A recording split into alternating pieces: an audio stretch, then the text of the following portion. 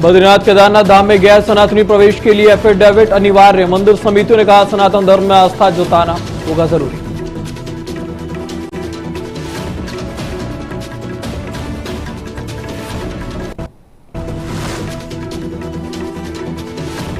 बद्रीनाथ केदारनाथ धाम में प्रवेश के लिए शपथ पत्र अनिवार्य। सारा अली खान के दर्शन के बाद कांग्रेस ने उठाए सवाल।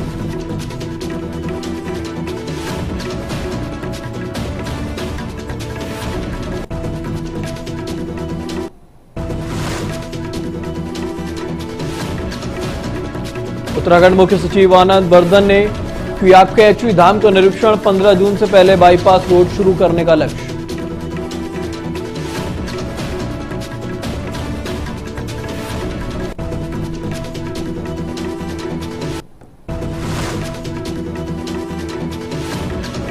देहरादून में उत्तराखंड राज्य आंदोलनकारियों का हल्ला बोल। 25 साल बाद भी पहचान न मिलने पर जताई भारी नाराजगी।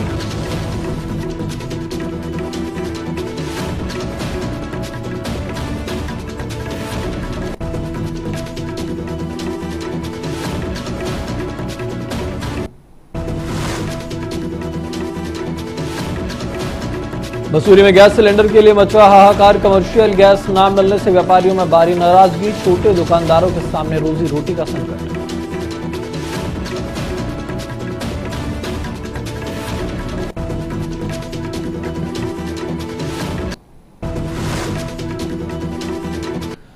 नमस्कार, बहुत स्वागत है आपका न्यूज टीवी इंडिया पर और मैं हाजिर हूं आपके साथ ऋतिक ठाकुर। बुलेटिन की शुरुआत करेंगे। बद्रीनाथ और केदारनाथ धाम में अब गैर सनातनी श्रद्धालु प्रवेश कर सकते हैं, लेकिन इसके लिए उन्हें एक एफिडेविट या फिर लिखित घोषणा देनी होगी। इस एफिडेविट में यह लिखना होगा कि उनकी सनातन धर्म में आस्था है। समिति का यह कहना है कि गैर सनातन धर्म के लोगों पर पहले से ही मंदिर में आने पर रोक लगी हुई है। अब इस बयान के बाद एक नई बहस अब शुरू हो चुकी है। लोग सवाल उठा रहे हैं कि क्या धार्मिक स्थलों पर इस तरह की शर्तें लगाना सही है। कुछ लोग इसे परंपरा और नियमों का हिस्सा बता रहे हैं, तो कुछ इसे गलत और भेदभाव मान रहे हैं। फिलहाल ये मुद्दा अब सोशल मीडिया से लेकर आम लोगों के बीच चर्चा का विषय बना हुआ है। अब ऐसे में देखना यह होगा कि इस पर आगे क्या फैसला आता है और क्या नियमों में कोई बदलाव होता है।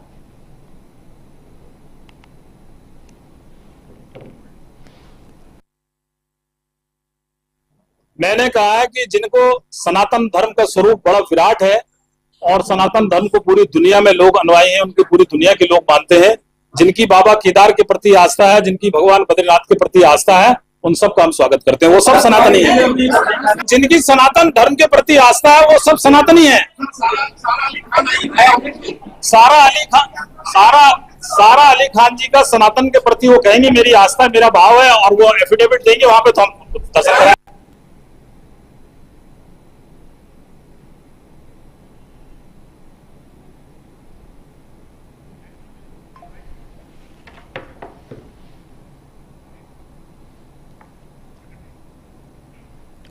तो सारा अली खान को केदारनाथ मंदिर और बद्रीनाथ मंदिर में दर्शन के लिए अब शपथ पत्र देने वाले विवाद के बाद से सियासत बहुत ज्यादा तेज हो चुकी है।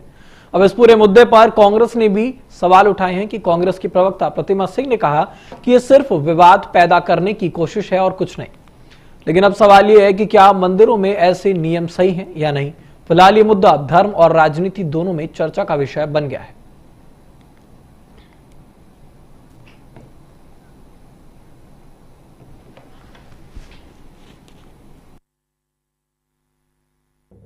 देखिए, भारतीय जनता पार्टी ने जो बीकेटीसी अध्यक्ष बनाए हैं वो धामी जी का एजेंडा साधने के चक्कर में अपने आप को मूर्ख साबित कर रहे हैं और ये बात वो कई बार साबित कर चुके हैं। पहले आपने कहा गैर सनातनी को प्रवेश नहीं करने देंगे। कांग्रेस ने सवाल किया कैसे इसको कार्यान्वित करेंगे, धरातल पर कैसे लेकर के आएंगे, उसका उनके पास जवाब नहीं है। अब सवालों के जवाब में उन्होंने कहा कि जी गैर सनातनी तो जो हीरो हीरोइन है सारा अली खान भी आती है, उनके परिप्रेक्ष्य में क्या करेंगे, तो उन्होंने कह दिया जी वो एफिडेविट देंगे। एफिडेविट कैसे देंगे, आप इसको कैसे धरातल पर लेके आएंगे, बैरिकेडिंग लगाएंगे आप जो है मंदिर प्रेमाइसिस के बाहर कि आप सनातनी है या नहीं है, सनातनी नहीं है तो आस्था रखते हैं या नहीं रखते, उसका एफिडेविट दीजिए। तो मुझे लगता है कि कंफ्यूजन की स्थिति क्रिएट कर रहे हैं हेमंत द्विवेदी जी, और हेमंत द्विवेदी जी को खुद समझ नहीं आ रहा कि मैं इस पे आगे क्या करूं, इसको कैसे लेकर के आऊं, इसलिए अनाप शनाप बयानबाजी हर दिन दे रहे हैं। तो खबर नैनीताल से है, जहां पर उत्तराखंड के मुख्य सचिव आनंद वर्धन ने कई जरूरी कामों का जायजा लिया। उन्होंने अधिकारियों के साथ बाबा नीम करौली धाम में बने रहे कार पार्किंग और बाईपास रोड का निरीक्षण किया। उन्होंने कहा कि 15 जून को लगने वाले मेले से पहले बाईपास का काम पूरा कर लिया जाएगा। इसके अलावा मुख्य सचिव ने नैनीताल की मॉल रोड पर हो रहे सड़क धंसाव को रोकने के लिए चल रहे काम को भी देखा है। उन्होंने अधिकारियों से काम की जानकारी ली और जरूरी दिशा निर्देश दिए। अपने दौरे के दौरान उन्होंने कैची धाम बाईपास रोड का भी निरीक्षण किया है। ये सड़क इस इलाके के लिए काफी अहम मानी जा रही है। मुख्य सचिव ने लोक निर्माण विभाग के अधिकारियों को साफ निर्देश दिए कि भवाली रातीघाट बाईपास का काम तेजी से पूरा किया जाए ताकि पर्यटन सीजन से पहले यातायात सुचारू हो सके।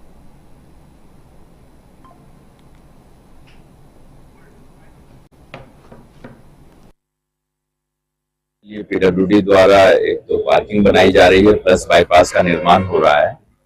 कोशिश ये है कि जो मेला लगता है बाबा का जून में, उसके पहले हम बाईपास को चालू करने के लिए निर्देशित किया गया है पीडब्ल्यूडी को, और पार्किंग भी मिनिमम जितना हो सकता है उतना वो उसके पहले स्टार्ट कर दें।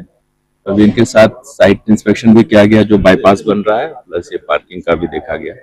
इसमें जो पार्किंग की फैसिलिटी प्लस जो इसकी एंट्री एग्जिट है वो कैसे स्मूथन हो सकती है, वो कंसर्न एजेंसी जैसे पुलिस, पीडब्ल्यूडी, एडमिनिस्ट्रेशन मिलकर उसको सुविधाजनक बनाएंगे। अब खबर देहरादून से है, जहां उत्तराखंड राज्य आंदोलन से जुड़े लोगों ने सरकार के खिलाफ नाराजगी जताई है। आंदोलनकारियों का यह कहना है कि राज्य बने हुए 25 साल हो चुके हैं, लेकिन आज तक उनका सही तरीके से पहचान का काम पूरा नहीं हुआ। उनका यह कहना है कि सरकार ने कई बार आदेश जारी किए हैं, लेकिन जमीन पर उसका असर नहीं दिख रहा। उन्होंने ये भी कहा है कि अगर आदेश जारी होते और उन पर काम नहीं होता तो ये साफ दिखता है कि सरकार और प्रशासन के बीच तालमेल ठीक नहीं है।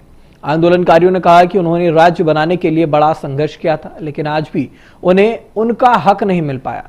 इसके अलावा उन्होंने कई और जरूरी मुद्दे को भी उठाया है और सरकार की काम करने की शैली पर सवाल खड़े किए।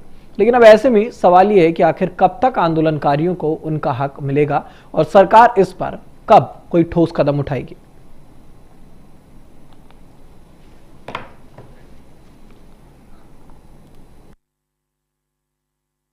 राज्य आंदोलनकारी मंच राज्य बनने के बाद से राज्य हितों को लेके, राज्य आंदोलनकारियों की मांगों को लेके हमेशा लामबंद रहा है और लगातार जिस प्रकार से राज्य आंदोलनों की उपेक्षा की जा रही थी, अभी गत 1-2 वर्ष के अंदर माननीय मुख्यमंत्री ने राज्य आंदोलनकारियों के क्षैतिज आरक्षण का अधिनियम पास कराया, एक्ट पास हुआ, तमाम उसमें लाग लगों ने हटा के सारी चीजें पास की गई थी।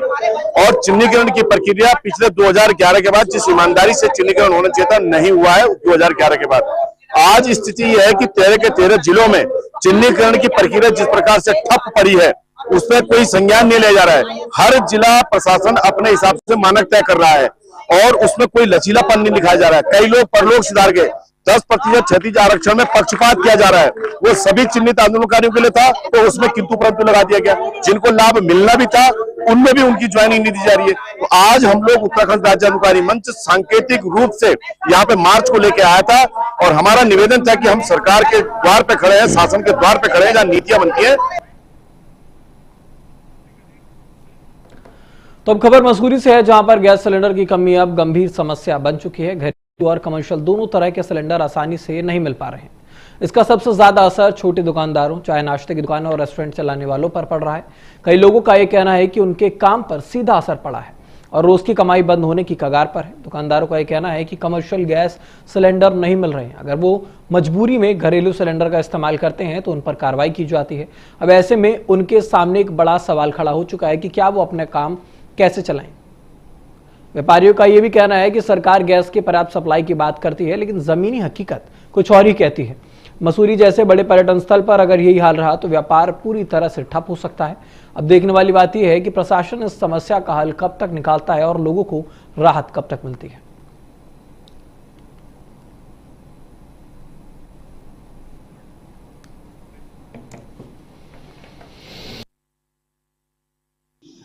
यहाँ तो बहुत ज्यादा दिक्कत आ रही है क्योंकि क्या हो रहा है कि मतलब गैस अवेलेबल ही नहीं है और जो मतलब पर्चियां वहां से कट रही है वो लोग इंतजार करे जा रहे हैं। कह रहे हैं कि पहले ये कह रहे हैं एसी लेके आओ, ये ले आओ, उसके आने के बाद भी लोग वेट ही कर रहे हैं।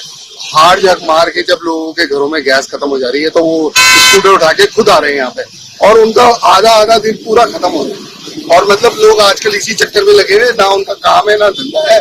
और मतलब ग्राउंड लेवल पे तो कुछ हमने सारे अभी विजिट किए हैं, जितने भी जगह है जहाँ पे गैस अवेलेबल है, लेकिन वहां पे ग्राउंड लेवल पे इतना कुछ नहीं है जितना कि सब क्लेम कर रहे हैं। पर क्या मानते हैं, होम डिलीवरी तो पूरी तरीके से ठप हो गई है। होम डिलीवरी का एक जब भी इनसे होम डिलीवरी की बात करी जाती है तो ये कहते हैं कि जी ऐसा है, कल पहुंच जाएगी, परसों पहुंच जाएगी। इस इंतजार में क्या होता है, आदमी स्ट्रेस में भी आ गया और डिलीवरी भी नहीं हो रही। लोग पैनिक हो रहे हैं, वैसे ऐसी स्थिति तो है नहीं। हमारे पास चाहे एक दिन में 2 दिन में एक आध गाड़ियां तो आ ही रही हैं, और थोड़ा कॉमर्शियल में दिक्कत है, क्योंकि अभी जो हमें इंडियन ऑयल से जो निर्देश मिले हैं वो हॉस्पिटल, कॉलेज, हमारे जो भी शैक्षिक संस्थान हैं उन्हीं के लिए अभी हमारे पास कॉमर्शियल जो सिलेंडर हैं देने के लिए कहा गया है।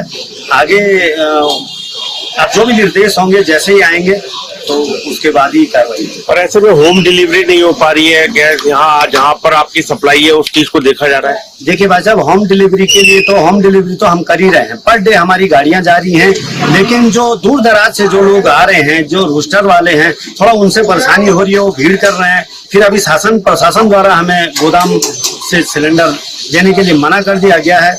इस चक्कर में भी थोड़ा लोग परेशान हो रहे हैं कि क्या आपका गोदाम बंद हो गया है, सिलेंडर नहीं है। तो मेरा लोगों से यही अपील रहेगी कि गोदाम से हम सिलेंडर नहीं दे रहे हैं, लेकिन जो पॉइंट डिलीवरियां हैं वहां पे आपको गैस उपलब्ध कराई है। और भौगोलिक स्थिति मसूरी की काफी डिफरेंट है, आपके पास आउटर बिल्कुल गांव वाला एरिया भी है, और ऐसे में उसको प्लेन से जोड़ के जो नियम बनाए जा रहे हैं, और उससे तो दिक्कत आ ही रही है ना। थोड़ा प्रॉब्लम तो है, थोड़ा दिक्कतें तो है ही, क्योंकि आदमी दूर से आ रहा है। क्योंकि सरकार से युद्ध लंबा खिंचा है।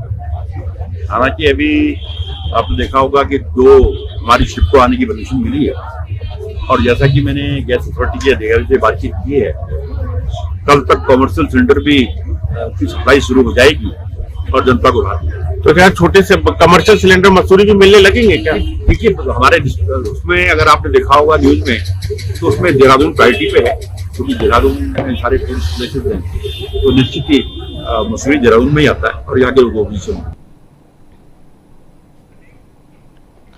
उत्तराखंड के मुख्य सचिव आनंद वर्धन ने एलपीजी गैस को लेकर बड़ा बयान दिया है। उन्होंने साफ कहा है कि प्रदेश में गैस की कोई कमी नहीं है और लोगों को अफवाहों पर ध्यान देने की कोई जरूरत नहीं है।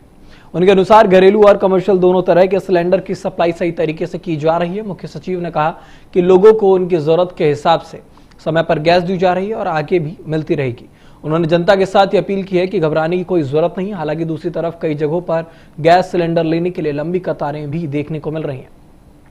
अब ऐसे में लोगों में थोड़ी चिंता जरूर बनी हुई है। वहीं प्रशासन का कहना है कि सभी उपभोक्ताओं को गैस दी जा रही है और सप्लाई पूरी तरह से जारी है। अब ऐसे में देखना ये होगा कि जमीनी हालात और सरकार के दावों में कितना फर्क है और लोगों को राहत कब तक मिलती है।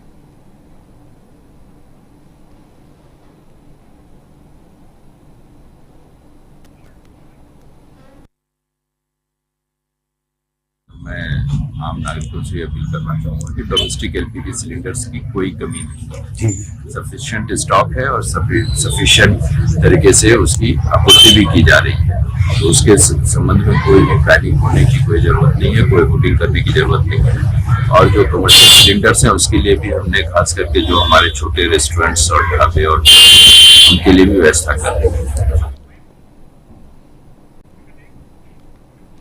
खबर ऋषिकेश से है, जहां पर श्यामपुर के लक्कड़ घाट इलाके में एक दुकान से बड़ी संख्या में गैस सिलेंडर बरामद किए गए। अब जानकारी के मुताबिक पुलिस और पूर्ति विभाग को यहां अवैध तरीके से सिलेंडर रखने की सूचना मिली थी।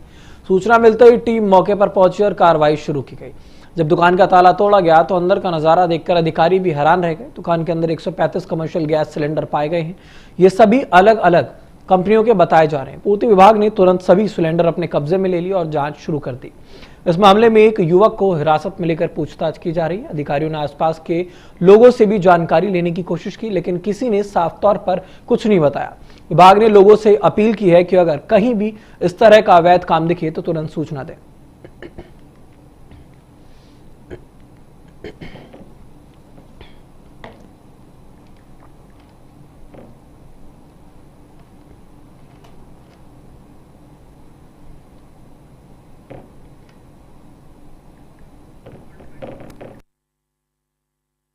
क्षेत्र में स्थानीय लोगों की तरह सूचना दी गई कि एक बंद एक दुकान है जिसके अंदर भारी मात्रा में अवैध सिलेंडर रखे गए हैं।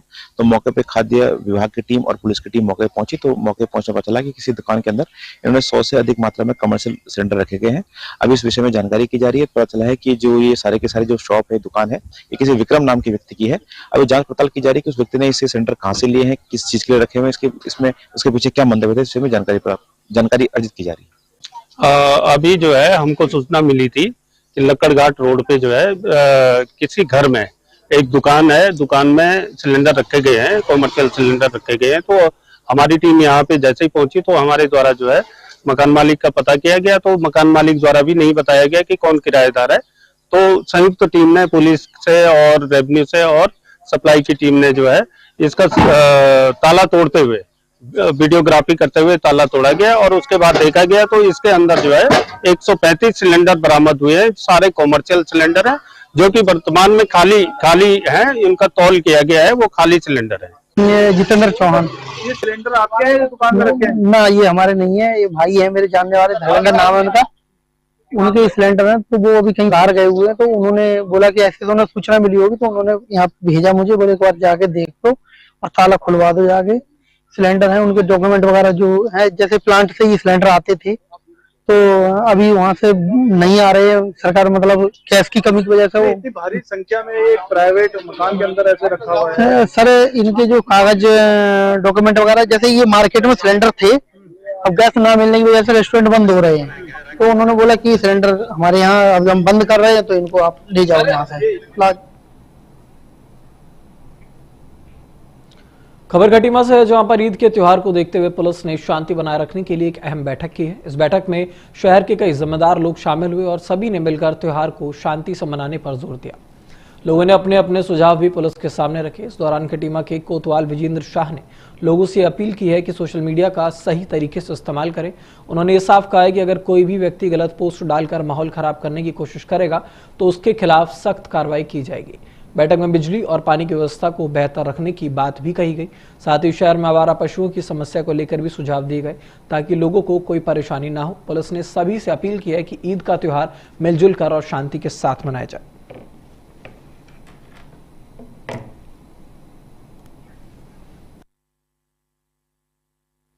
देखिए, आगामी दिनों में हमारे खटीमा क्षेत्र में ईद का त्योहार मनाया जाएगा। इसके दृष्टिगत मेरे द्वारा आज यहाँ पर हमारे खटीमा क्षेत्र के संभ्रांत नागरिकों की जो बैठक ली गई है, जिसमें हमारे द्वारा जो आगामी ईद है इसके जो के दौरान जो सुरक्षा व्यवस्था है उसको लेकर चर्चा की गई है और इनके द्वारा हमें बताया गया कि जो है जिन स्थानों पर जो है नमाज दिन की जाएगी उन स्थानों पर जो है हमारे द्वारा पुलिस का जो है उसका प्रबंध किया जाएगा। साथ ही जो है कुछ और विभागों से संबंधित जो है बातें भी इस बैठक में इनके द्वारा बताई गई, जैसे बिजली की, पानी की और सफाई की। तो इसके संदर्भ में मेरे द्वारा अभी मौके से ही एसडीएम साहब से वार्ता की गई है और मुझे पूर्ण विश्वास है कि उनकी जो इस तरह की कोशिश की रायत को दिक्कत नहीं आएगी।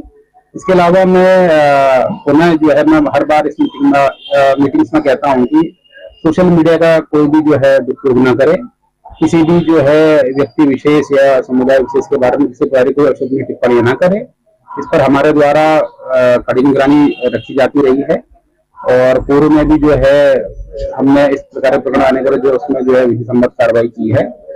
होने वाली ईद उल फित्र के ताल्लुक से अमन कमेटी की बैठक आज कोतवाली खटीमा में आयोजित की गई, जिसमें जनाब मुहतरम कोतवाल साहब, एसएसआई साहब और हमारे चौकी इंचार्ज साहब आदि ने इसमें शिरकत की। पानी, बिजली और साफ सफाई के मुद्दे हम लोगों ने रखे, जिसे कोतवाल साहब ने बहुत पॉजिटिव लेके एसडीएम साहब से बात की और पहले से भी इन सब चीजों का ख्याल रखा जाता रहा है। आगे भी पूरी तरह से साफ सफाई और बिजली पानी की व्यवस्था सुचारू रूप से की जाएगी। तो खबर नैनीताल से है, जहां पर विकास कार्यों को लेकर एक अहम बैठक हुई है। ये बैठक डॉक्टर आर.एस. टोलिया प्रशासनिक अकादमी हुई, जिसमें मुख्य सचिव आनंद वर्धन ने कई योजनाएं की समीक्षा की है। इस बैठक में उन्होंने अधिकारियों को साफ निर्देश दिए हैं कि किसी भी काम में देरी नहीं होनी चाहिए। अगर किसी योजना में कोई दिक्कत आ रही है तो उसे तुरंत ठीक किया जाए। मुख्य सचिव ने कहा कि अगर समस्या बड़ी है तो उसे तुरंत सरकार तक पहुंचाया जाए ताकि उसका जल्दी हल निकाल सके। उन्होंने ये भी कहा है कि जो काम चल रहे हैं उन्हें समय पर पूरा करना बेहद जरूरी है। देरी होने से खर्च बढ़ता है और लोगों को परेशानी होती है। जमीन और आपसी तालमेल से जुड़ी समस्याओं को भी स्थानीय स्तर पर मिलकर सुलझाने के निर्देश दिए गए। मुख्य सचिव ने कहा कि विकास के काम रुकने नहीं चाहिए और सभी अधिकारी मिलकर काम को आगे बढ़ाएं।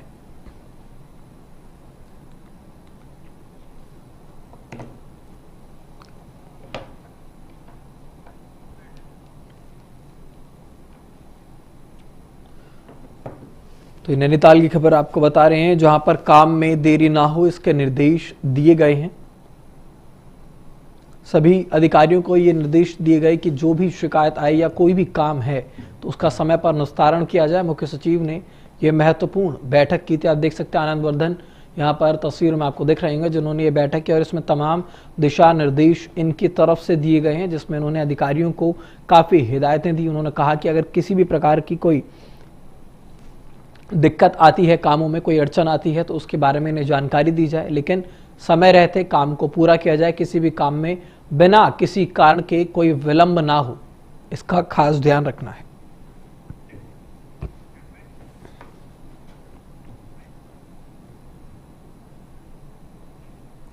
तो खबर ऋषिकेश से है, जहां पर एम्स ऋषिकेश में परीक्षा देने जा रहा है एक छात्र नकल करते हुए पकड़ा गया है।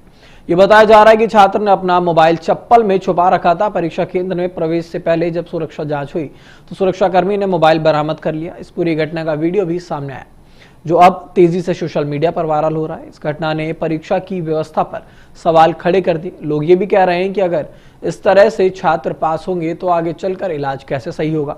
इस मामले में एम्स के जनसंपर्क अधिकारी ने कहा कि जो भी छात्र इस तरह की हरकत करते हुए पकड़ा जाएगा उसके खिलाफ नियमों के अनुसार सख्त कार्रवाई की जाएगी। फिलहाल इस मामले की जांच की जा रही है और आगे की कार्रवाई जल्द की जाएगी।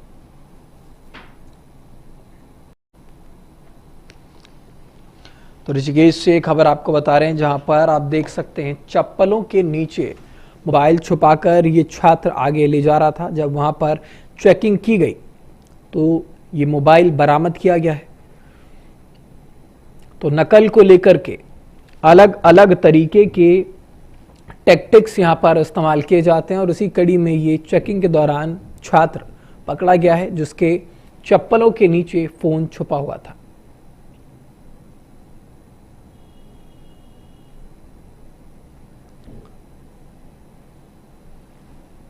चेकिंग के दौरान जब रोका गया उसके बाद ये फोन बरामद किया गया है। चप्पल के नीचे ये मोबाइल छुपाया गया था। जब ये छात्र एग्जाम देने के लिए पहुंचा था तो नकल करने के प्रयास से, आप देख सकते हैं तस्वीरों में, जब ये चेकिंग की गई तो चप्पलों के नीचे से ये फोन निकला है।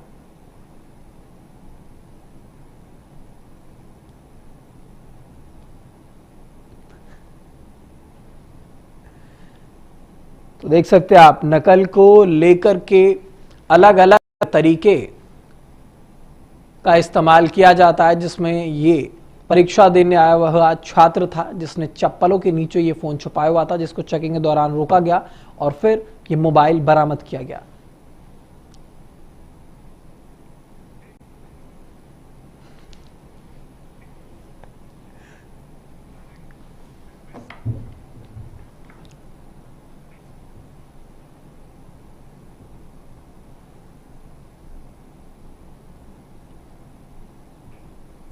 खबर उत्तरकाशी से है, जहां पर गंगोत्री धाम से जुड़े इलाके में प्रस्तावित शराब की दुकानों का विरोध तेज हो चुका है। जिला कांग्रेस कमेटी कार्यकर्ताओं और पदाधिकारियों ने इस फैसले पर नाराजगी जताई है। उन्होंने जिलाधिकारी को ज्ञापन देकर इस दुकान को खोलने के फैसले को वापस लेने की मांग की है। कांग्रेस नेताओं का यह कहना है कि मुख्य व हर्षल क्षेत्र गंगोत्री धाम का शीतकालीन प्रवास स्थल है और ये लोगों की आस्था से जुड़ा हुआ है। ऐसे पवित्र स्थान पर शराब की दुकानें खोलना ठीक नहीं है। उन्होंने कहा कि इससे स्थानीय लोगों की भावनाएं आहत होंगी और इलाके की धार्मिक पहचान पर असर पड़ता है। कांग्रेस कार्यकर्ताओं ने साफ कहा है कि अगर इस फैसले को जल्द वापस नहीं लिया गया तो वो आंदोलन करने के लिए मजबूर होंगे। अब सभी की नजर प्रशासन पर है कि इस मामले में क्या फैसला लिया जाता है।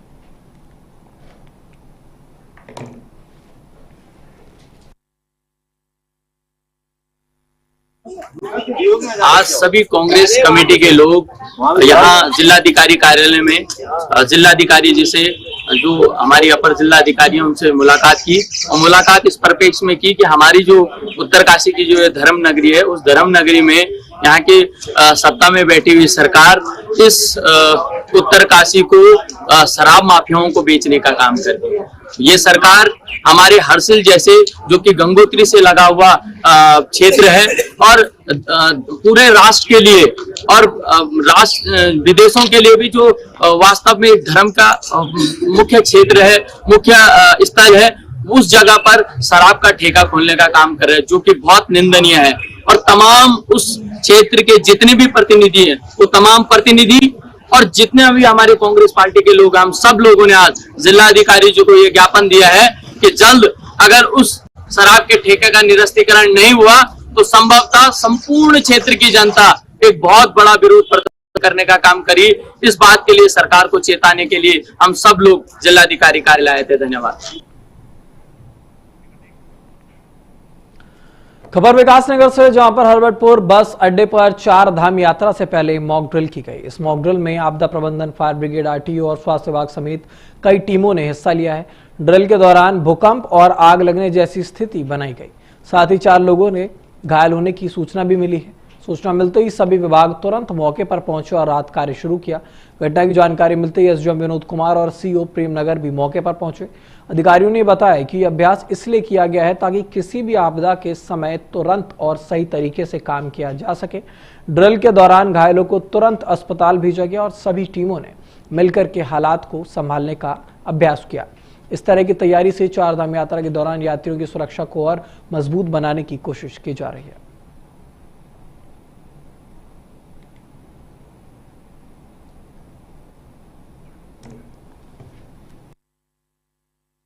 आज ये एक मॉक ड्रिल की गई है जो 4 धाम यात्रियों का जो स्थान है, यहाँ से जो ट्रांजिट कैंप बना हुआ है, यहाँ पे एक सूचना हमें आपदा कंट्रोल रूम से प्राप्त हुई थी कि यहाँ पे भूकंप आने के कारण आग लगने से कई यात्रियों के फंसे होने की सूचना थी। जैसे ही हमें सूचना प्राप्त हुई, तत्काल IRS सिस्टम को एक्टिवेट किया गया और स्टेजिंग एरिया डेवलप किया गया और उसके साथ तत्काल टीमों को मौके पे भेजा गया।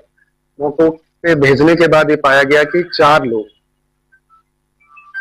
घायल स्थिति में यहाँ पाए गए और आग बड़ी भीषण आग यहाँ पे लगी हुई थी और फायर की टीम के द्वारा आग बुझाई गई। जो 4 लोग थे उनको तत्काल एम्बुलेंस से और गाड़ियों से सरकारी हॉस्पिटल में भिजवाया गया और जो आग बुझने के बाद पाया गया कि 6 लोग जो वहां पे आग जो शॉक के कारण वहां पे पड़े हुए थे, उनको हमने वहां से प्राथमिक उपचार के लिए हॉस्पिटल भेजा था। मॉक ड्रिल एक्सरसाइज में जो हमें सूचना पहले मिली थी वो ये मिली थी आपदा कंट्रोल से कि देहरादून में जो भूकंप आया है उसके संबंध में यहाँ पर जो हरवटपुर में जो बस अड्डा है, जो हमारा इंसिडेंट साइट है, यहाँ पर आग लगी थी। तो ये हमें सूचना मिली थी और सूचना मिलते ही मौके पर जो हमारा स्टेजिंग एरिया है, वहाँ पर जो भी हमारे रिसोर्सेज थे उनको व्यवस्थित करके यहाँ पर संबंधित विभाग के जो भी लोग थे उनको यहाँ पर तत्काल भेजा गया। मौके पर पहुंचकर ये जो आग जनी हुई है उसको रोका जाए और जो भी लोग यहाँ फंसे हुए हैं उनको तत्काल रेस्क्यू किया जाए। तो अब खबर रुद्रप्रयाग से है, जहां पर बाबा केदारनाथ मंदिर के कपाट 22 अप्रैल को ग्रीष्मकाल के लिए खोलने वाले हैं और ये यात्रा अब लगभग 6 महीने तक चलेगी। केदारनाथ यात्रा में घोड़े और खच्चर यात्रियों और सामान ढोने में अहम भूमिका निभाते हैं। इसी को ध्यान में रखते हुए पशुपालन विभाग के इन जानवरों का मेडिकल टेस्ट और पंजीकरण शुरू किया है। पशु चिकित्सा अधिकारी राजीव गोयल ने बताया कि अब तक 3000 घोड़े और खच्चरों का पंजीकरण किया जा चुका है और इस साल विभाग ने 8000 घोड़े खच्चरों के पंजीकरण का लक्ष्य रखा है। इसका उद्देश्य ये भी है कि सभी जानवर स्वस्थ और सुरक्षित स्थिति में यात्रा में काम करें। अधिकारियों का यह कहना है कि पंजीकरण और मेडिकल टेस्ट में न केवल यात्रियों की सुरक्षा बढ़ेगी बल्कि घोड़े खच्चरों की भी देखभाल सुनिश्चित होगी। यात्रा शुरू होने से पहले विभाग लगातार पंजीकरण और स्वास्थ्य जांच कर रहा है ताकि केदारनाथ यात्रा सुचारू और सुरक्षित तरीके से हो सके।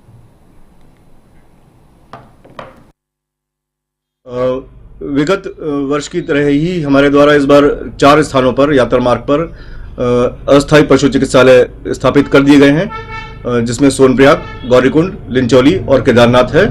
और हर्ष का विषय है कि चारों ही स्थान पर हमारी बिल्डिंग्स जो पहले नहीं थी कई जगह या फिर जीर्ण शीर्ण अवस्था में थी, उनका सबका इस बार सभी जगह हमारी बिल्डिंग्स हैं और सभी जगह हमारे स्टाफ के आवासीय व्यवस्था भी सुनिश्चित की गई है। तो किसी भी तरह से इस बार ये समस्या नहीं आएगी कि जो हमारे कार्मिक होते हैं उनको रहने की समस्या होती है, खाने की समस्या होती है, वो इस बार नहीं होगा। तो वो अपना ध्यान जो है ड्यूटी की तरफ अधिक दे सकेंगे और लगातार वहाँ बने रहेंगे। और इस बार हमारे द्वारा 7 वेटनरी डॉक्टर्स, मतलब 7 पशु चिकित्सक उस पर संविदा पर लिए जा रहे हैं, जिसमें से अभी फिलहाल 2 ने ज्वाइन कर लिया है ऑलरेडी। और इसके अलावा 7 से 10 ही पशुधन सहायक या फिर पैरावेट्स जिनको हम कहते हैं, उनको भी हम आउटसोर्स संविदा के आधार पर ले रहे हैं।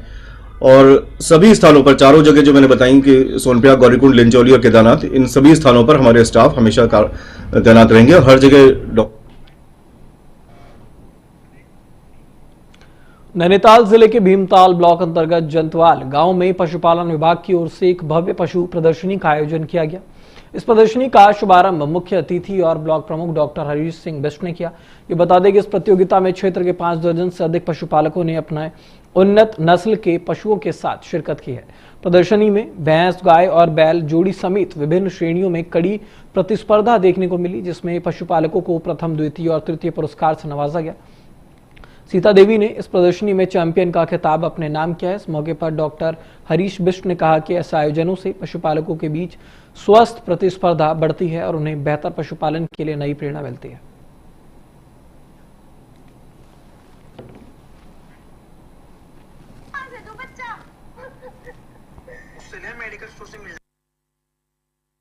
देखिए, ये पहले दूसरी गाय पंचायतों में होता था। यहाँ पर पशु पालक कभी भी सहयोग नहीं करते थे। पहली बार जंतवाल गांव के लमजाला में पशुपालकों के द्वारा सहयोग किया गया और काफी संख्या में यहाँ पर अपने पशुओं को लाए हैं।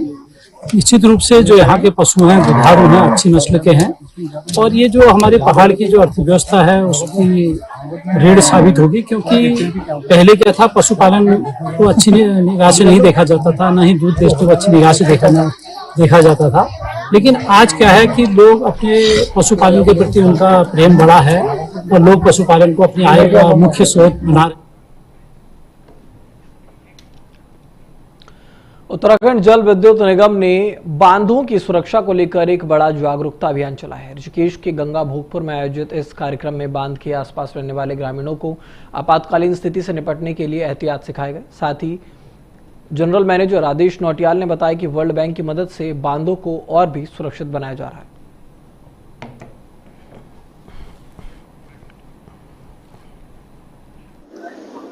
मैं आपको बताना चाहूंगा कि उत्तराखंड जल विद्युत निगम जो है, जो भी हमारे 2021 में डैम सेफ्टी कंप्लायंसेस आए हैं, उनके अनुपालन में हम लोगों को जो है कम्युनिटी अवेयरनेस प्रोग्राम जो है इसका आयोजन करना है। तो मैं आपको बताना चाहूंगा कि DRIP dam rehabilitation and improvement programme जो है, यह जल शक्ति मंत्रालय का जो है एक अद्भुत परियोजना है, जिसके माध्यम से जिसकी जो फंडिंग जो है। फिलहाल मेरे साथ इस बुलेटिन में तो बने रहे देश दुनिया की तमाम खबरों के लिए सिर्फ न्यूज़ 2 इंडिया पर।